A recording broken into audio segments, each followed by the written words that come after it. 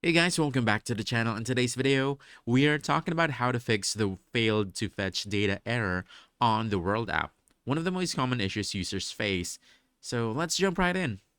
If you ever see the failed to fetch data message, the quickest fix is to simply close the World app completely and restart it. A quick restart often refreshes the connection and fixes the problem instantly. But if the error is still there, the next step is to clear the app cache. To do this, just go to your phone settings, scroll down to apps, then from there you want to find World app and go ahead and open storage.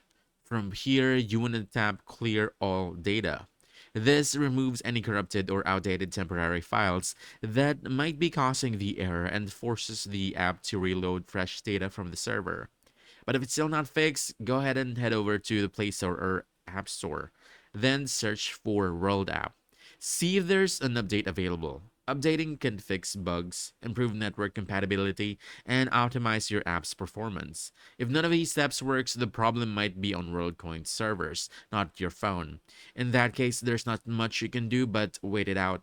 Server issues are usually temporary. Try again after an hour or check back the next day. Remember, the app gets updated often, and sometimes these updates cause short-term glitches, so don't worry, it usually fixes itself soon.